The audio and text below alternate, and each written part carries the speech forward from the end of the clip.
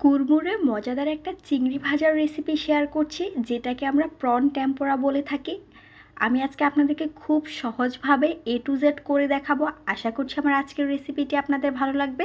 চলুন তাহলে দেখে নেওয়া যাক আমার আজকের রেসিপি। এর জন্য এখানে আমি চিংড়ি মাছ নিয়েছি। মাঝারি সাইজের যে চিংড়ি মাছটা পাওয়া যায় সেই চিংড়ি মাছটাই আমি ব্যবহার করছি। আপনারা আপনাদের পছন্দ মতো যে কোনো সাইজের চিংড়ি ব্যবহার করতে পারবেন।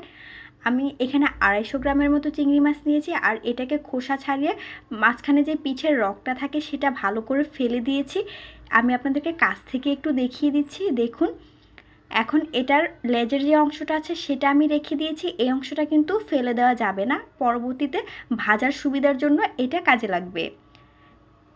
এখন চিংড়ি মাছটাকে আমি ম্যারিনেটের জন্য এখানে 1/2 চা চামচ দিয়ে দিচ্ছি কালো গোলমরিচের গুঁড়া, 1/2 চা চামচের মতো দিয়ে দিচ্ছি আদা রসুন বাটা, এখানে 1/2 চা চামচের মতো আছে সয়া সস, 1/4 চা চামচের থেকে একটু বেশি দিচ্ছি মরিচের গুঁড়া। এটা আপনারা ঝাল অনুযায়ী বাড়িয়ে কমিয়ে ব্যবহার করবেন। সামান্য একটু দিচ্ছি লবণ, লবণটা একটু বুঝে ব্যবহার করবেন। এখন এর মধ্যে আমি দিয়ে দিচ্ছি সামান্য একটু লেবুর রস। সবগুলো উপকরণ দেওয়া হয়ে গেলে এখন মাছের সাথে আমি এটাকে খুব ভালোভাবে মেখে নিব। আমার মাখানো হয়ে গিয়েছে। এখন এই মাছগুলোকে আমি একটা সাইডে রেখে দিচ্ছি। অন্যদিকে একটা বাটিতে আমি নর্মাল টেম্পারেচারে একটা ডিম নিচ্ছি। এর মধ্যে সামান্য একটু লবণ দিয়ে এটাকে আমি একটু ফেটিয়ে নিব। ফেটানো হয়ে গেলে ডিমটাকে আমি একটা সাইডে রেখে দিচ্ছি। এখন অন্যদিকে আরেকটা বাটিতে এখানে আমি আধা কাপের মতো নিয়েছি ময়দা। এর মধ্যে সামান্য একটু গোলমরিচের গুঁড়া দিয়ে দিচ্ছি, দিচ্ছি 1/2 চা চামচের মতো লাল মরিচের গুঁড়া, সামান্য একটু লবণ দিচ্ছি। এখন এই সবগুলো উপকরণগুলোকে একসাথে মিশিয়ে নিব। এ পর্যায়ে একটু ভালো করে মিশাবেন যাতে করে ময়দার সাথে সবগুলো উপকরণ মিশে যায়। মিশানো হয়ে গেলে এই মিশ্রণটাকেও আমি একটা সাইডে রেখে দিব।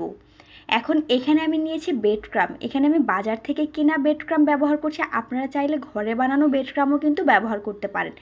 এখন চিংড়ি মাছগুলো থেকে একটা মাছ নিয়ে প্রথমে আমি এটার ময়দার মধ্যে গড়িয়ে নিব। আমি চারপাশ থেকে চিংড়ি মাছের গায়ে ময়দাটাকে লাগিয়ে নিচ্ছি। লাগানো হয়ে গেলে ঝেড়ে এক্সেস ময়দাটা আমি সরিয়ে নিচ্ছি। এখন এটাকে আমি ডিমের মধ্যে চুবিয়ে নিব। এটাকে আমি চারপাশ থেকে কিন্তু ডিমের মিশ্রণটা লাগিয়ে নিচ্ছি। দেখতেই পাচ্ছেন কিভাবে লাগিয়ে নিচ্ছি।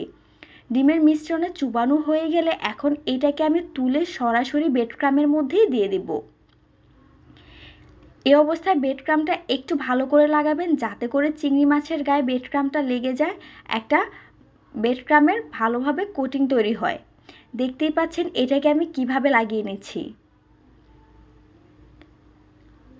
আমি হাতের মাঝখানে রেখে চেপে চেপে এটাকে ক্রাম্ব কোটিং করে নিচ্ছি। দেখে নিশ্চয়ই বুঝতে পারছেন। আমি আপনাদেরকে একটু কাছ থেকে দেখিয়ে দিচ্ছি, চারপাশ থেকে কিন্তু ক্রাম্বটা খুব ভালোভাবে লেগে গিয়েছে। এভাবেই আমি সবগুলো চিংড়ি মাছকে ক্রাম্ব কোটিং করে নিয়েছি, দেখতেই পাচ্ছেন।